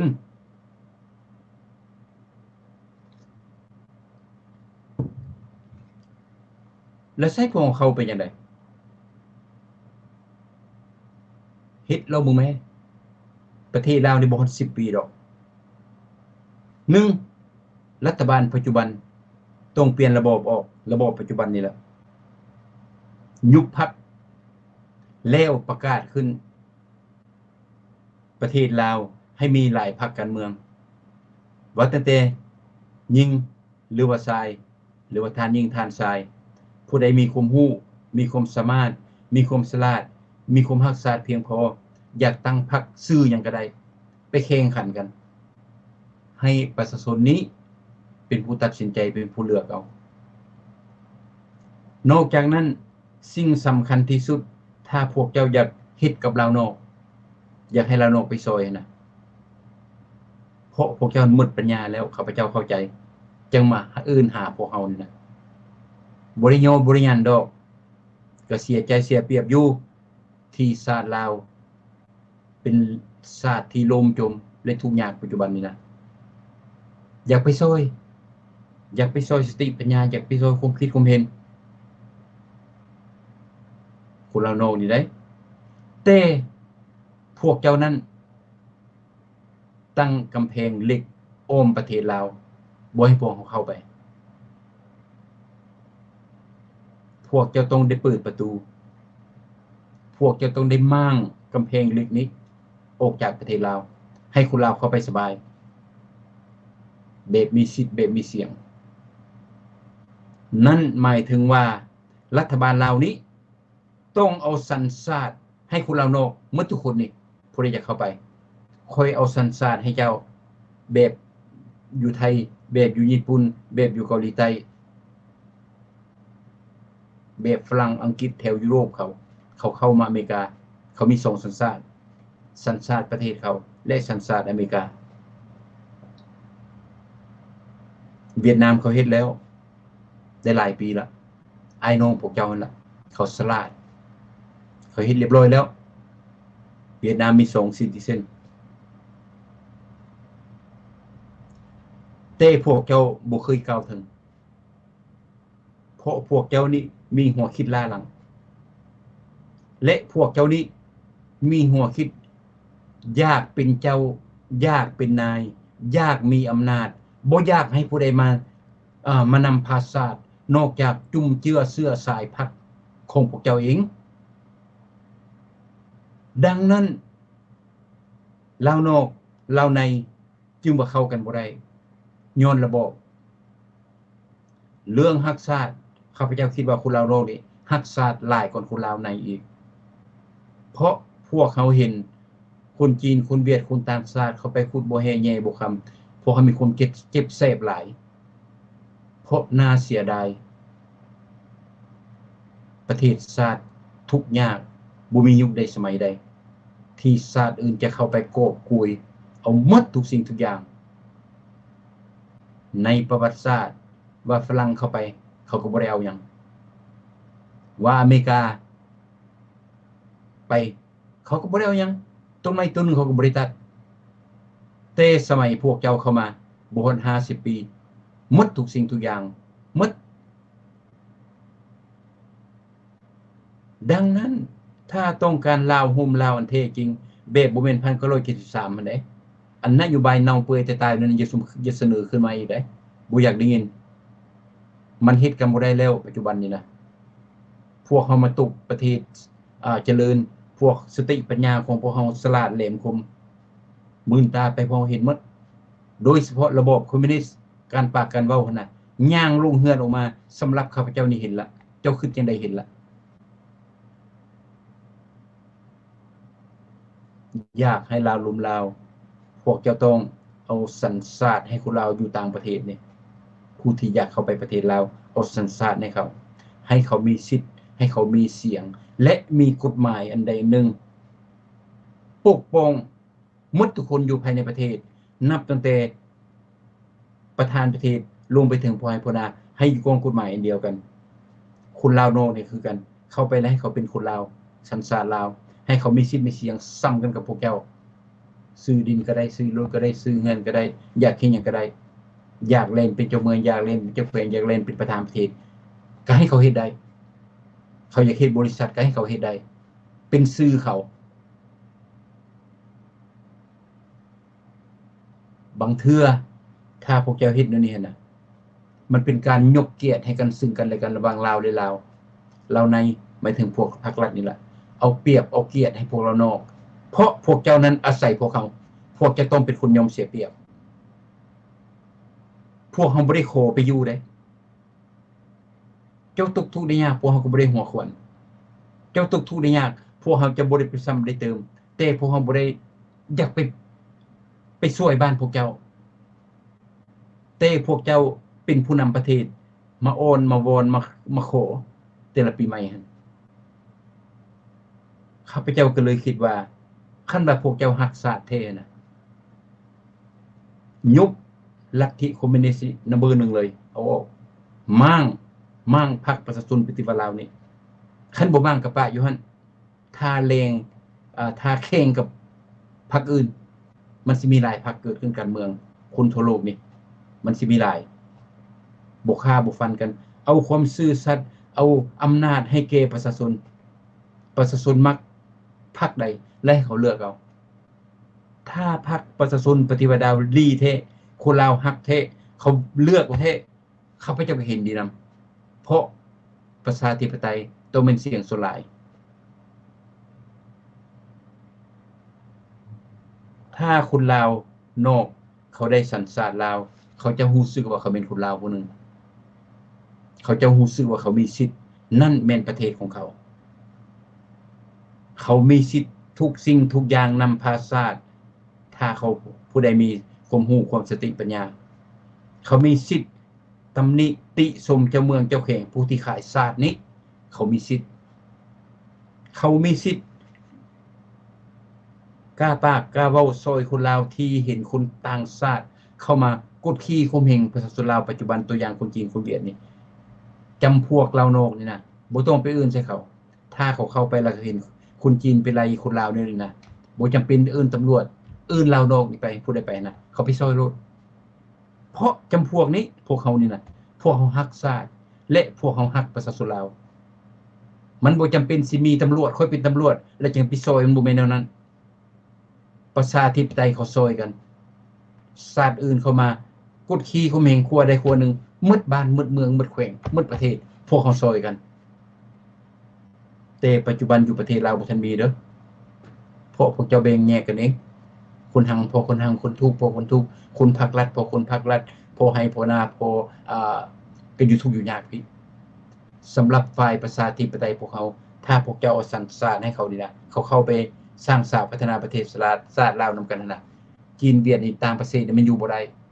เพราะคนลาวนอกนี่เขาฉลาดเขามีสติปัญญาเขาห่วงแหนชาติเขาฮักชาติเวลาเห็นชาติอื่นเข้ามาเอาขี้ทรายเม็ดนึงเอาใบมะขามใบนึงมาเข็นฆ่าคนลาวผู้นึง มาเอาลูกหลานของเขาไปเป็นโสเพณีผู้หนึ่งเขาจื้อฮอดมือเขาตายศาสตร์นี้เขามาลาวบ่ได้เขาจะจื้อหัวเขาเมียนอันนี้เป็นคนลาวเนาะปัจจุบันประเทศศาสตร์โอนเอประชาชนบ่กล้าซอยกันบ่กล้าปากกระเว้าก็ย้อนลัทธิคอมมิวนิสต์เพราะพวกเจ้านั้นบ่ให้เขาปากบ่ให้เขาหนิ่งว่าข้าพเจ้าปากเป็นนับแต่มื้อนี้เป็นต้นไปให้ประชาชนนี้เป็นเจ้าของประเทศเด้อว่าซั่นเห็นจีนเห็นเวียดเห็นต่างชาติบ่ว่าชาติใดก็อย่าไปยึดดินยึดดองของประชาชนนะเอามันได้บ่จำเป็นสิมาโทรตำรวจเด้อถ้าบ่มีตำรวจนะช่วยกันพวกเจ้านะว่าซั่นข้าพเจ้ามันมืดบ้านนี่เขาถือไม้เขาลั่นไปโลดนี่บ่กินให้มันบ่ได้กลับประเทศมันดอกแล้วมันก็สิลาดเขาบ่กล้ายึกยักกับคนลาวเพราะคนลาวเก่งคนลาวกล้าซอยกันถ้าคนเฮาเป็นประเทศน้อยแต่ว่าเก่งกล้าหาญช่วยเหลือซึ่งกันและกันน่ะแม่นประเทศได้สิไปเข้าดินของพวกเขาของพวกเจ้าเขาบ่กล้าไปเฮ็ดบริษัทเขาก็บ่กล้าจนบ่จ่ายเงินจ่ายคำคนลาวสิไปจูบทิ่มเขาบ่เฮ็ดให้คนลาวมีหน้าให้คนลาวนี่มีตาให้คนลาวนี่เข้มแข็งให้ศาสตร์ลาวนี่ศาสตร์อื่นเขานับถือปัจจุบันพวกเจ้านำพาศาสตร์แม่นพวกได้นับถือลาวบ่มีศาสตร์ใดศาสตร์ใดก็อย่าเข้าไปประเทศลาวน่ะต้องได้เป็นนายโลดเพราะเขามีเงินเขาแกงสิเจ้าเมืองแกงสิเจ้าแขวงเลยได้เป็นนายมีสิทธิ์มีเสียงแต่คนลาวด้วยกันบ่ได้คนจีนอยู่ทางซื้อเฮือนซื้อซานซื้อดินคนลาวนอกเข้าไปเจ้าบ่มีสิทธิ์เจ้าบ่เป็นคนลาวแต่คนจีนได้คนเวียดได้อันนี้วะลัทธิอันประเสริฐอันนี้วะลัทธิที่จะมาซอยสร้างสร้างพัฒนาประเทศลาวบ้านเมืองหมดทุกคนนำกันลาวคนลาวนี่ขึ้นนำกันเลยตัวนี้เด้อลาวนอกเข้าไปประเทศซื้อดินก็บ่ได้ซื้อเฮือนก็บ่ได้ซื้อรถก็บ่ได้ซื้อได้ก็ได้ใช้ซื้อผู้อื่นแสดงว่าจะซื้อบ่ได้แต่คนจีนคนเวียดซื้อได้หมดและแม่นไผฮักชาติแม่นผู้ใดสั่งชาติบัดนี้ถ้ารัฐบาลลาวเอาสัญชาติให้คนลาวนี้ก็สิมีหลายคนอยู่ยังฮักชาติอยู่เขาสิมี2สัญชาติสัญชาติอเมริกาสัญชาติลาวเขามีเงินเขาก็สิไปตั้งบริษัทเฮ็ดธุรกิจเศรษฐกิจลาวก็สิดีขึ้นเวลาเขาไปเล่นเจ้าเมืองเจ้าแขวงเขาก็มีสติปัญญาคนเวียดคนจีนคนในโลกนี้จะไปกินหัวเขาบ่ได้เพราะเขามีความรู้สูงเขาผ่านมาจากประเทศที่เจริญเขาเห็นแนวคิดเขาเจริญแนวใดเขาสิทุกข์เขาฮู้แนวใดเขาสิหังเขาฮู้แนวใดสัตว์อื่นสิมากินหัวเขาฮู้ดังนั้นจะเฮ็ดศาสตร์ประเทศลาวนี่เจริญรุ่งเรืองไวที่สุดเพราะลาวนอกนี้ลูกหลานเฮานี้เขามีความฉลาดเขาเป็นคนซื่อสัตย์สุจริตกีบนึงบาทนึงเขาจะบ่เอาเพราะจำพวกลูกหลานของต่างประเทศนี่นะเขาเรียนด้วยความซื่อสัตย์สุจริตเขาเข้าโรงเรียนเป็นตั้งแต่ป .1 จนจบให้เจ้าเป็นคนซื่อสัตย์สุจริตเด้ออย่ารักของกันให้ฮักแพงนับถือกันเพื่อนกันเพื่อนบ้านเพื่อนประเทศให้ฮักแพงกันเด้อปันกันอยู่สู้กันกินอย่าสุเป็นคนซัวเด้ออันนี้พวกเขาเรียนอยู่ต่างประเทศพี่นะดังนั้นเวลาเจ้าเมืองเจ้าแขวงน้อยนักที่สุดนับแต่ตำรวจอันสิไปเอาเงินเอาคำนำคนนั่นน่ะซื้อจ้างเจ้าบ่อยหั่นยากที่สุด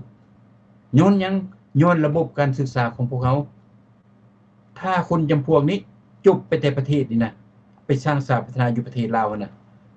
เงินภาษีก็จะได้เข้าข้างหลวงทุกกีบเงินขุดบ่แห่แย่บ่คำเงินอะไรก็อย่าออกจากประเทศลาวน่ะเข้าประเทศลาวน่ะมันจะเข้าข้างหลวงหมดเอาให้เขาก็บ่เอาผู้ใดเป็นเจ้าเมืองผู้ใดเป็นเจ้าแขวงผู้ใดเป็นประธานประเทศนะเขาบ่เอาเพราะเขานั้นเฮ็ดเพื่อชาติและเฮ็ดเพื่อประชาชนมันบ่แม่นว่าเขาเอาตำแหน่ง อาศัยสิได้ขายไม่อาศัยสิได้ขายเงินขายคำอาศัยสิได้เป็นเจ้านายคุณมันบ่แม่นแล้วนั้นดังนั้นรัฐบาลพวกทานต้องได้เอาสัญชาติให้เรานอกและเอาสิทธิ์เอาเสียงให้พวกเขานี้มีสิทธิ์มีเสียงซ้ำกับพวกเจ้าบ่มีผู้ใดลืมผู้ใดและให้พวกเจ้านั้นเป็นคนซื่อสัตย์สุจริตให้พวกเจ้านั้นคิดว่าหมดทุกคนต้องรักษาบ่แม่นว่าฮักพรรคเจ้าของแบบพวกเจ้าเฮ็ดปัจจุบันนี้ได้พวกเจ้าฮักพรรคพวกเจ้าปัจจุบันนะถ้าหมดทุกคนพวกเราในเรานอกร่วมกันหมดทุกคนต้องคิดถึงชาติอันใดก็อย่าต้องเป็นประเทศต้องเป็นประชาชนและชาติมันสิไปใส่ชาติประเทศเรา5ล้าน6ล้าน7ล้าน8ล้านมันต้องรุ่งเรืองเจริญได้ไวเพราะเป็นรัฐบาลที่ประชาชนได้เลือกเอาข้าพเจ้าคิดว่ามีหลายความคิดมีหลายพรรคการเมืองมีหลายสติปัญญาที่จบเรียนจบออกจากขั้นระดับโลกเรานอกเขานี่เข้าไปสร้างสร้างพัฒนาประเทศชาติบ้านเมืองประเทศลาวประเทศน้อยๆนึงมันสิไปฮอด10 ปีว่ะประเทศโอเมมันย่านเฮาหมดเพราะผู้นำคนลาวน่ะเป็นคนฉลาดอาจรู้เป็นคนฮู้ผิดฮู้ถูกเป็นคนบ่ซื่อจ้างจบอ้อยได้เป็นคนฮักประชาชนเอาสิทธิ์เอาเสียงให้ประชาชนเห็นคนโกงชาติเขาก็สิบอกแล้วผู้โกงก็ถูกจับลูกหลานก็จะเป็นคนฉลาดเพราะระบบประชาธิปไตยแบบของเฮานี้พวกเฮาสนับสนุนการศึกษาพวกเฮาสนับสนุนสาธารณสุขหรือว่าโรงหมอหรือว่าโยธาการเป็นอยู่ของประชาชนผู้ทุกข์ผู้ยากรัฐบาลซอยแบบบ่มีเส้นลิ้นสายลูกคนทุกข์เจ้าเป็นคนฉลาดเจ้าเรียนเก่งเจ้ารักชาติเจ้ามีคุณสมบัติดีเจ้ามีโอกาสได้เป็นนายเจ้ามีโอกาสได้เป็นผู้นำบ่ได้ติว่าเจ้ากลุ่มใดจุ่มใดมาจะใส่มูลเสื้อนั้นมูลเสื้อนี้บ่มีทางผู้รักชาติไปนำมันเป็นแนวนั้นพี่น้องดังนั้นคันสิเว้าว่าฟังทานผู้นำพรรครัฐออกมาปากมาเว้ามาโฆษณาส่วนเสื้ออยู่ภายอยู่ต่างประเทศแต่ละปีนะอันนี้ข้าพเจ้าก็คิดว่า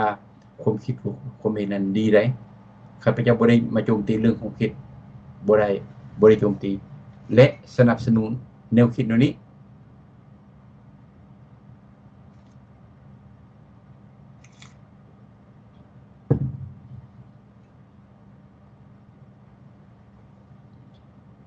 ถ้าพวกท่านเห็นได้และแม่นศาสตร์จะดีแท้ศาสตร์ลาวนะ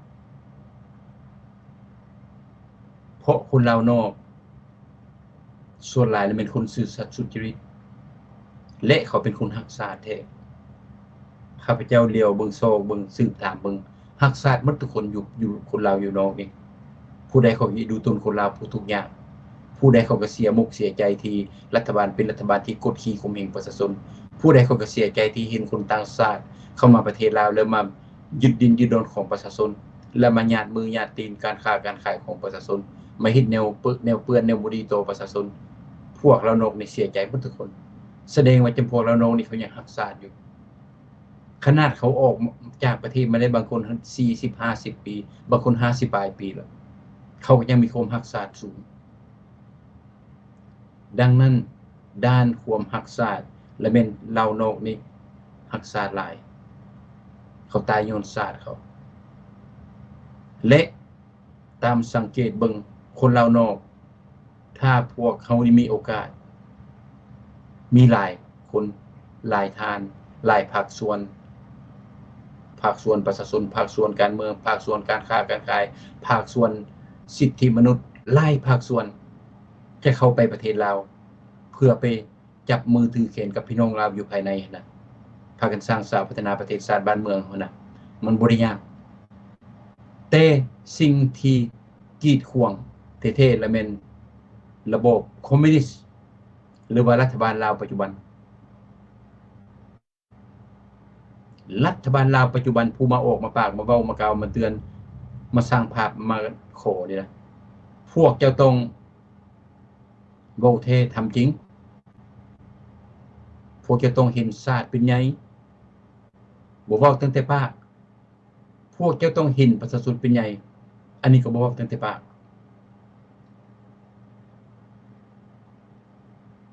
ด้านพรรคด้านรัฐระบบคอมมิวนิสต์พวกเจ้าจำเป็นต้องได้เอาออกจากประเทศลาวหลังจากพวกเจ้ายุบลัทธิคอมมิวนิสต์นี้แล้วประกาศเป็นประชาธิปไตยแล้วพวกเจ้าหมายถึงรัฐบาลลาวปัจจุบันต้องเอาสัญชาติให้คนลาวหมดทุกคนผู้ใดที่อยากกลับไปประเทศลาวนะเอาสัญชาติให้เขาเพื่อให้เขามีความเชื่อมั่นในการนำพาของรัฐบาลลาวยุคใหม่และรัฐบาลลาวต้องกลับคืนเอาสิทธิ์เอาเสียงให้แก่ประชาชนลาวหมดทุกคนผู้ใดเป็นเจ้าของประเทศคนลาวหมดทุกคนเอาสิทธิ์เอาเสียงให้เขาเจ้าเมืองก็บ่มีสิทธิ์จับปล่อยดาเอารัดเอาเปรียบประชาชนเจ้าแข่งกันบ่ได้คือกันเพราะประชาชนเป็นผู้เลือกหลังจากพวกเจ้าเอาระบบทิมแล้วเอาสิทธิ์ให้ประชาชนแล้วอนุญาตให้มีหลายพรรคการเมืองแล้วข้าพเจ้าคิดว่าคนลาวจะเข้าไปหลายเวลานั้นเวลาเปลี่ยนระบบพวกคนลาวเฮาก็สิมีหลายพรรคการเมืองแต่ละพรรคการเมืองก็มีแนวคิดประดิษฐ์สร้างหรือว่าสร้างสรรค์พัฒนาประเทศชาติบ้านเมืองต่างกันแต่ละคนต้องได้ไปอู้ไปลมกับประชาชนไปแสดงให้ประชาชนรู้ว่าพรรคเจ้าเป็นพรรคหยังและเจ้าอยากคิดหยังประชาชนเลือกเจ้าสิเฮ็ดจังไดและไปอธิบายให้ประชาชนฟังทั่วประเทศนั้นถ้าประชาชนมักทานใดทานหญิงหรือว่าทานชายและแม่นผู้นั้นได้เป็นผู้นำประเทศอันนั้นเป็นระบบประชาธิปไตยถ้าพวกเขามีระบบประชาธิปไตยแล้วหมดทุกคนพร้อมด้วยประธานผู้ที่ประชาชนเลือกวันนี้ต้องอยู่กองกฎหมายเดียวกันประธานเฮ็ดผิดจับประธานประชาชนเฮ็ดผิดจับประชาชนเพราะกฎหมายแม่นกฎหมาย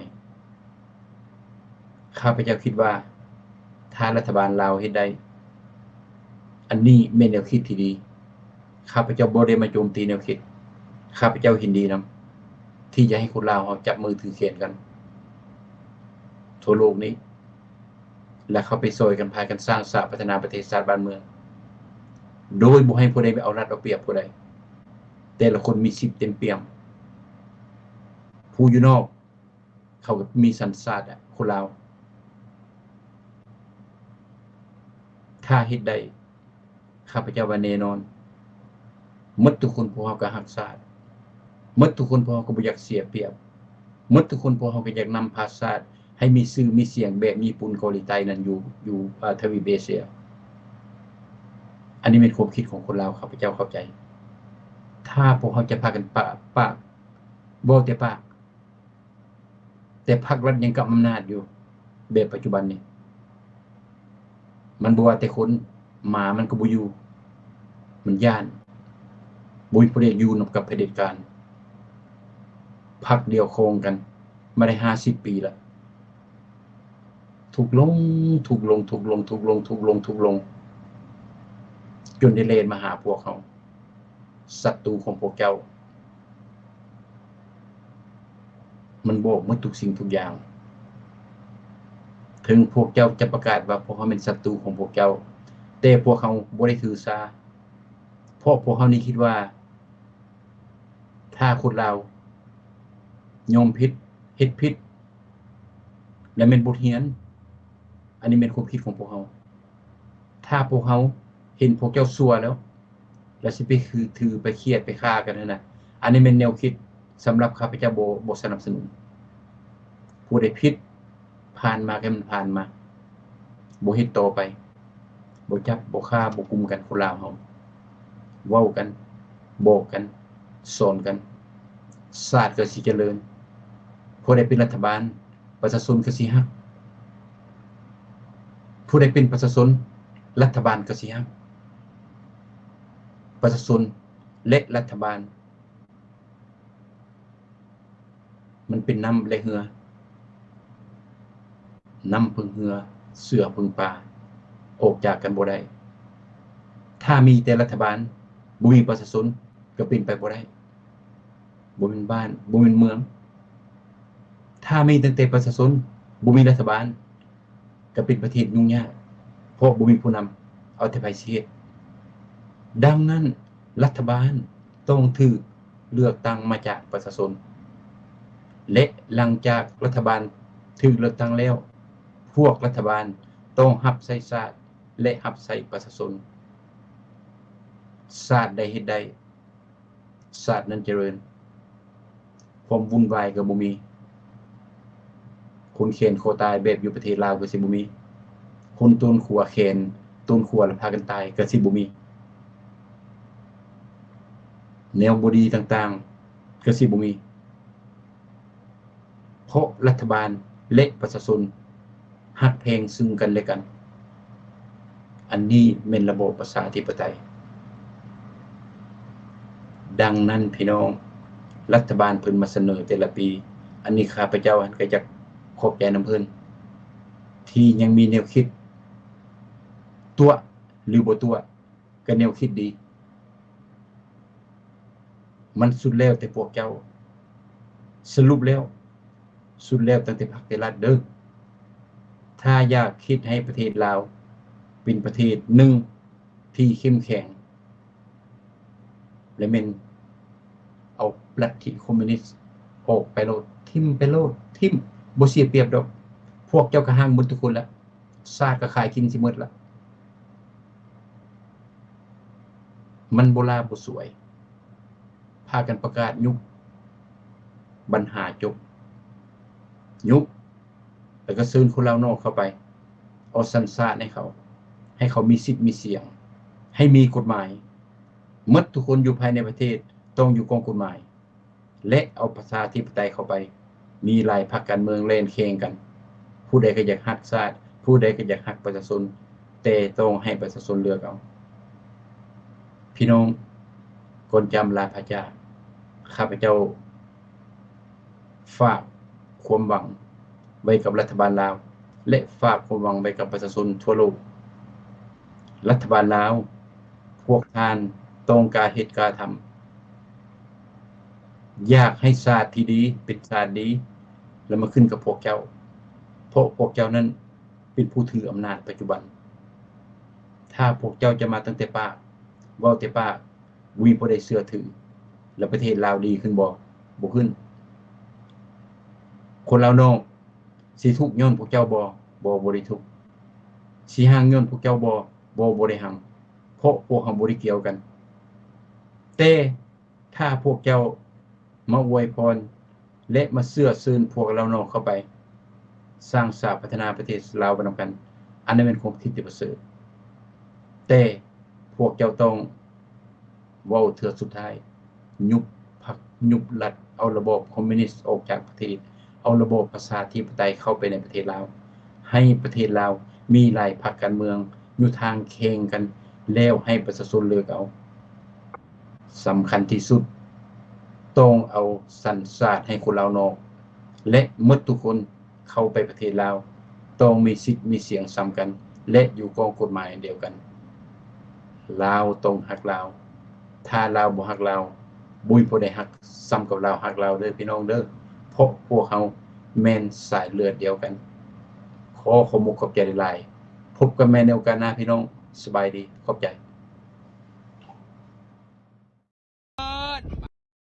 นี่กูก็ว่าเราบอกหากินหัวมึงเอ่ยมือแรกสิได้รับบ่เนาะสิบ่ได้เก็บของเมื่อคืนบ่เนาะจะมาโผล่แต่วันทางนี่อ้าวพี่น้องเอ่ยเบิ่งซอยข่อยแน่พุ่นบักน้อยๆตัวนั้นหายไปในกีบเมฆสิเห็นบ่ได้แม่มันว่านี่หายไปเลยโอ้ยเบิ่งแน่พนักงานการจัดตั้งข่อยสนั่นอยู่อังเรียนกันใส่ละอยู่อ้าวพุ่นพกหลังอยู่ มือแรกนี่หางเครื่องบริท่ากับแป้งดอกพี่น้องเอ้ยเปิดอันนี้โหบเอาแล้วก็ท่าแต่สติคืนเลยเส้นทางเลขที่3ทางหลวงแห่งชาติเส้นภูคูนไปลงเขาบากท้ายก็นั่น กลางหน้าอะไรนี้กุ้งมันเป็นเม็ด2 เม็ด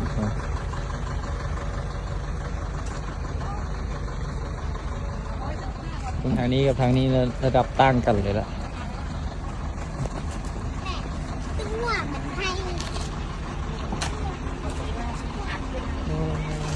สภาพทาง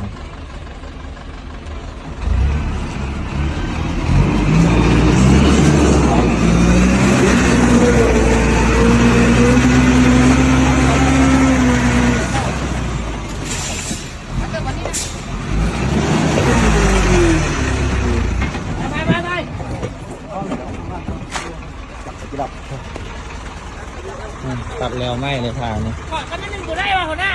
ตัดขึ้นมาถึงตันนี้นี่ตายแล้วตอนนี้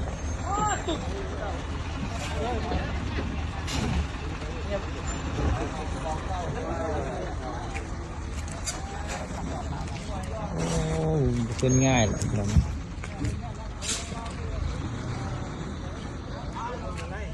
ท่านผู้ชมมากระหลาย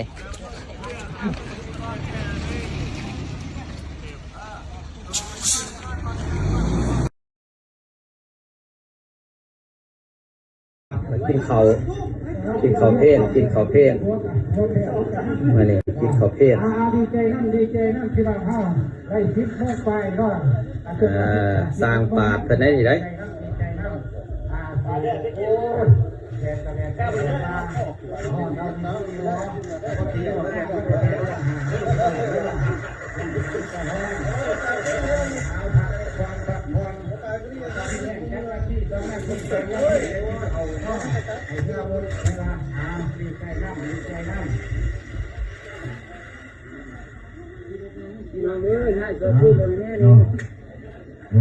ไอ้มี่ย่ายซอปูนนะเนี่ยเพื่อนให้ย่ายซอปูนหน่อยบอกทักกินเหนือทุกประเทศหลาย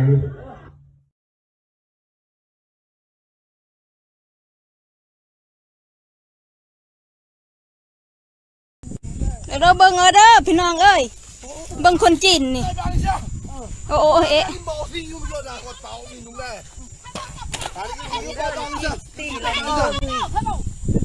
บอกอันนั้นพี่น้องบ้านเมืองเอ้ยนี่นี่ประชาชนนี่ไอ้ซอยแน่เจ้าเมืองเจ้าแพงทั้งสภาให้เพิ่นซอยแน่ให้เบิ่งแน่ประชาชนในบ้านน้องบัวหน่อยเด้อแพงสารวันเมืองสารวันให้เพิ่นเบิ่งแน่นี่我不打死你的！来吧，你办？你养个牌，打我就一棍就敲死你！起码这牌吧，这牌你阿拉，要出镜，记住跟你们讲。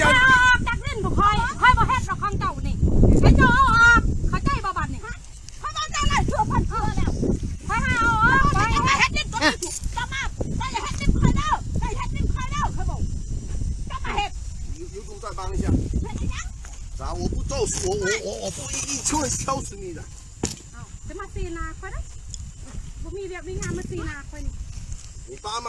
再帮一下嘛，谁再帮嘛？啊，谁再来帮一下的？น้ำไปห้ามไปอย่างห้ามดิ้นเขาบอกห้ามขอให้ห้ามนี่แม่นเขาสิอยากเอาไว้เขาเช็ดยังเขาเขาบ่ให้เฮ็ด你来帮一下，我不一棍敲死你，我随你怎么点？เ